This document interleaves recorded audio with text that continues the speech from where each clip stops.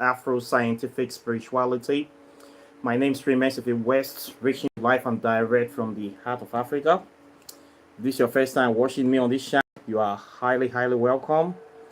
This is the place for separating facts from fiction, the science from the superstitions, and the concepts from the misconceptions about African spirituality.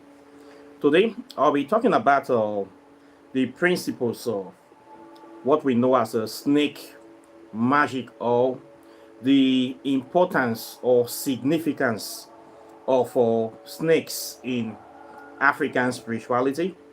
And I'll be talking about some elements of these components of these aspects of African spirituality. I am doing this topic because of a previous video I did. One of the celebrations we did this end of year. I was in a video and people saw me carrying snakes in that video. And yes, I carried them. Lost about 3 snakes. It is part of the ceremony of what we did in that very festival. So we bring out the snakes and we kind of give some kind of offering to them, and we carry them like children, and we see them as part of us. Today I want to explain the spirituality of this very thing that we did, because some people hate snakes. They see snakes as evil creatures, that they see snakes as enemies of men, or enemies of humanity, or enemies of people. In African spirituality, we don't see snakes as our enemies. We don't see snake as the devil. We don't see snake representing Satan. And snakes are just like any other animals that you have in the forest. We see them just that the way you will see a lion or a dog or a cat. The same way we see this animal, we don't attribute it to evil. Okay? In fact, the main people, or the main religion that considers snakes as the enemy is Christianity. It is in Christianity, or it was because of Christianity, that people start seeing the snake as an evil or demonic creature. For the very reason that, according to their Bible, they say that Eve was deceived by the serpent to eat their so-called forbidden fruits. So therefore, the serpent is the enemy of humanity and the enemy of God. That's why they say God caused the serpent to remove his hands and crawl on his belly. All those are lies. Right from the beginning of time, the snake has always been the way it is, without hands, without leg, always like that. The snake doesn't need hands and leg based on the characteristic that it holds in it. It's an animal that we consider that is very close to the earth. The snake is so close to the earth that it does not need hands and leg to walk on the earth. Okay? There are many secrets and mysteries that you will find in the snake. Today we're going to explain some of them to you. Okay? So it's because of Christianity, that's why so many people see snake as the devil. Okay? Snake is not your devil. It is not anybody's devil. It's just another animal out there living his own snake life. Okay? In ancient Africa and African spirituality, we do not see snake as the devil. Okay? We don't see snake as an evil animal. We see the snake as an animal that represents wisdom. Not only wisdom, it embodies the principles of transformation, rebirth, and continuous change, continuous progression, advancement, prosperity, reincarnation. All these are the secret embodiment of the snake. It represents the rise of the spiritual evolution of the human. The snake is one of the creatures that embodies the primordial essence of the earth, of creation, because of its nature. Okay? It's a very ancient animal that embodies that primal force of creation and rebirth inside it. That is why it does not need leg. It walks on its stomach because it needs to be very close to the earth.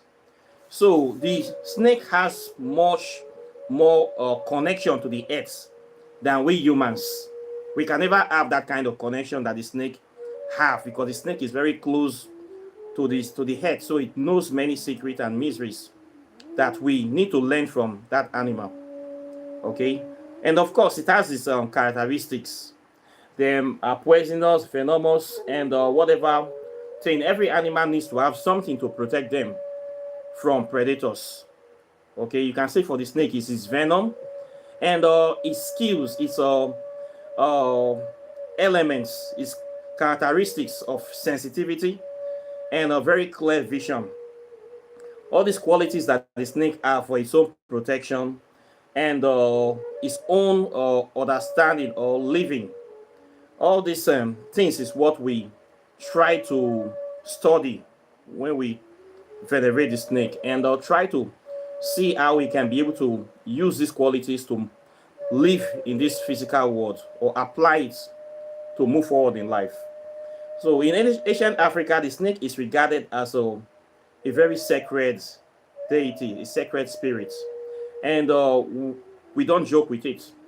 You can see in ancient Kemet, the snake is almost carried very very high in it's placed in a kind of statue of its own.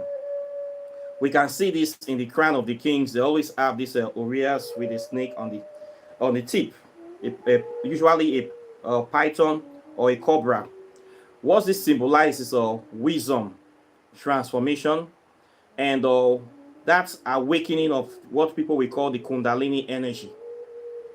Okay, when you have this understanding of the principles of the snake, it means that you are awakened individual. You are awakened, and you are sensitive to what is going on. You are sensitive to the environment, to nature, and to your purpose in life, which is continuous evolution, advancement, and development. So we don't see the snake as an evil creature. Okay, if you want to know more about this principle, you need to study ancient Kemet. You will see that anything that represents wisdom, you will see the snake symbol is always there. You can see this in the claduses of thoughts, in this sign that of the two snake awakening together to form the staff, the symbol of authority. This represents a duality of nature. It also represents a balance in nature, study of the light and so-called light and darkness, or negative and positive, or good and evil, day and night, right and left. All this is represented in the wisdom and understanding of the principles of the snake. And as a snake, it is an elemental deity because it's connected directly to the earth. It's also connected to the elements of life, of water, fire, wind, everything that is connected to nature. You find it in the snake, in its embodiment, and it's a creature that can survive almost all kind of situations. So it has that quality for withstanding difficult situations, and also for regenerating itself, the shedding of the skin, and its continuous growth that is unlimited. A snake can grow to almost any size that is there. It continues to grow and grow and grow until time comes for it to die. It does not have any limitation to how far it can grow. Okay, same thing with wisdom. Your wisdom should not be limited. There are so many good qualities we are seeing in that creature that make us to venerate it, to want to study it, and to want to take it close to us. So we don't see it as a evil creature. Okay, there are many things we can learn from the study of the ways of the snake. Okay, so you see this principle in African spirituality. We usually have this totem as part of our principal deities. You can see this in ancient Egypt. You will see this in West Africa, Voodoo, Igbe, Ifa, Palo Mayombe. All these African spiritual systems, they have a very positive outlook of the snake. They don't see it as an evil creature. because it represents so many things that have good qualities and good value. So we are not predisposed to any kind of mentality orientation that says the snake is the devil. It's not the devil. It is Christianity that made snake into a devil. Okay, if not for that very passage in the Bible that said that the snake is responsible for sins in the world, people will not see snake as the devil. Okay, so this is what you need to know. So in that very ceremony, there was a lot of snakes there, and people brought them out. They venerated them, and some people will kind of have their own personal snakes at home that they have as pets. These are people that have these connections to the snake, and they believe that it is their totem or their elements. So we see these people, they have them. Everybody have their animal elements. Some of them are eagles, some of them are tortoises, some of them are lions, some of them are also snakes. So people that have them, they say they are connected to this animal. The animal speaks to them and tell them things to do, visit them from time to time, and they just have this natural affinity with the animal, and they roll with it. Okay, they roll with it. Everybody have the things that are connected to them. Maybe what is connected to me may not be the same thing that is connected to you. So if you have your own elemental deity or elemental spirits, you will walk with them. Okay, so this is how it is. Then there are also some people that are initiated into this the misery of the snake. Maybe they like the animal, or they want to learn more about how to live in harmony with this animal. They can be initiated into this practice as well. Some people are called into it. They claim that they see the snakes coming to them in the dreams, speaking to them, or they are always with the animal, and they just feel that they need to come closer to study this creature, and they get initiated into the practice. Okay, this is what somebody have been asking me about, how they can be able to get into this practice, to study it, and to know more about it. Okay, this is the practice we call them snake magic, which is the act of working with snakes to learn how to use them for healing and for protection as well. So it actually involves the person gaining practical knowledge, studying the animal, and learning the do's and don'ts, the taboos, and learning how to stay or how to live with this creature, or how to handle the creature. All these are involved in that practice. Okay, for this kind of thing to happen, it is not a thing you can learn online. According to what the person, you can't learn this online. You need to actually be there, learning, making physical contact with the animals. Okay, to learn how they behave. It's not something they can teach online. Okay, you need to have practical experience, except maybe the person have that spiritual connection with the animal, whereby they can be teaching them directly in the spirit or in the dream. But most times you have to do it physically.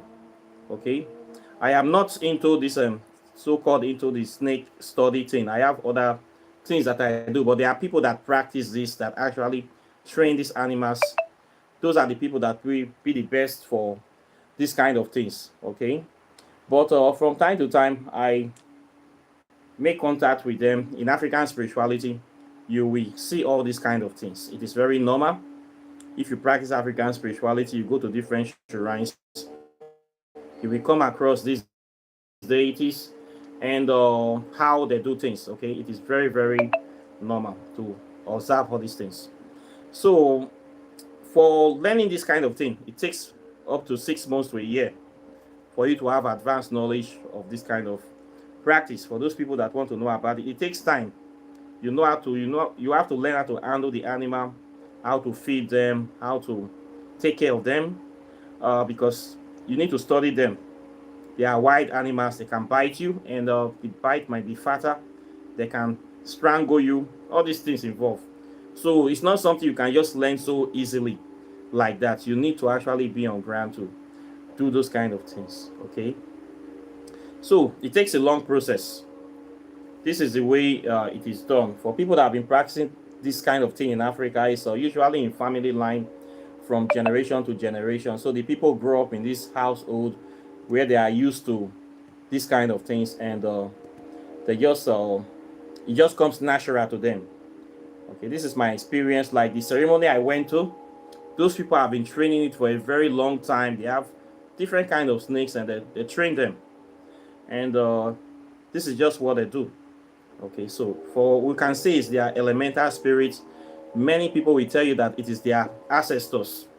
There are some communities in Africa, Nigeria, that they don't kill snakes. If you kill snake there, you have to bury the snake like the way you're burying a full human being.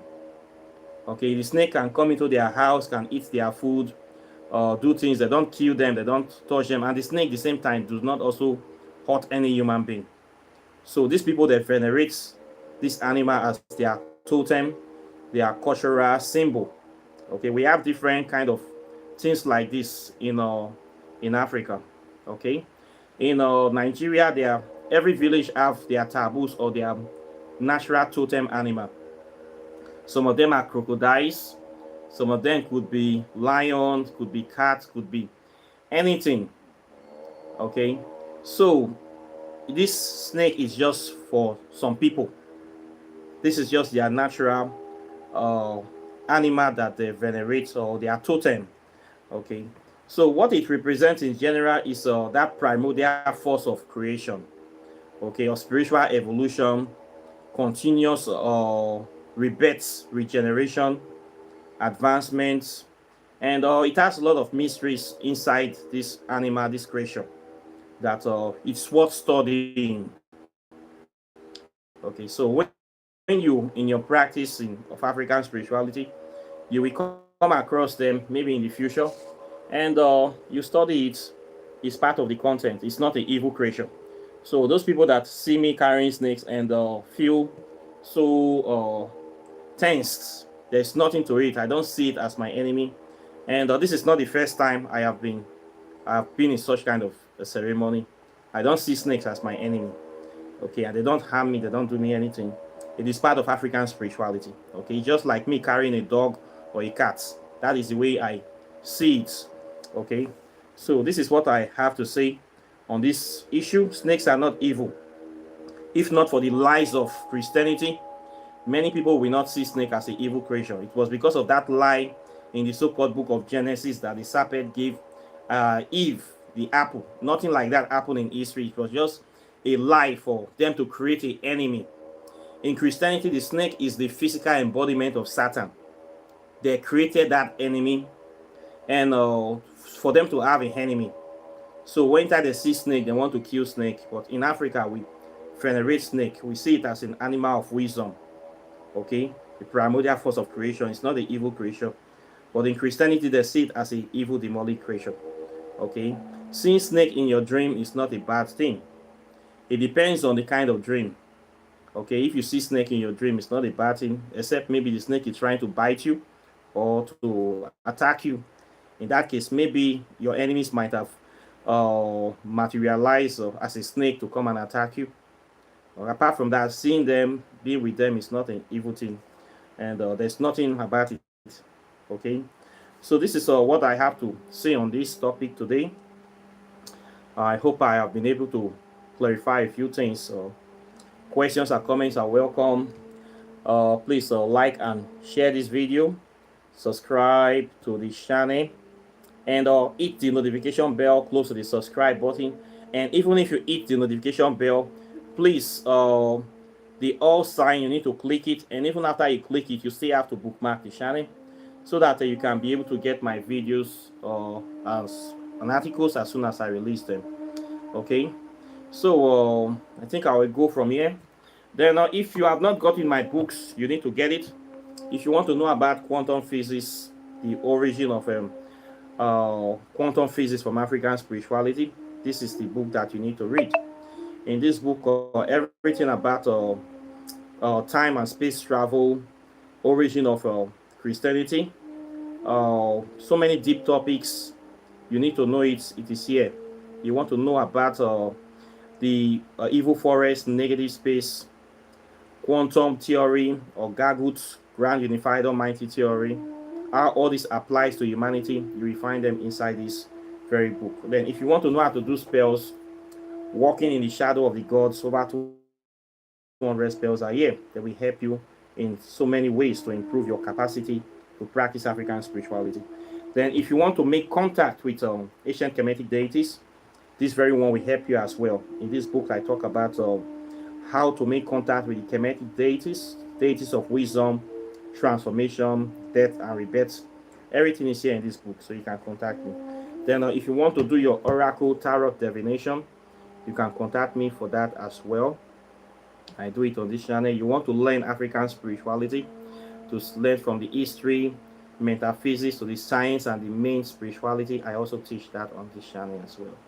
So apart from that, I thank you very much, and I'll be seeing you in the subsequent videos as usual. So take care and bye. Peace.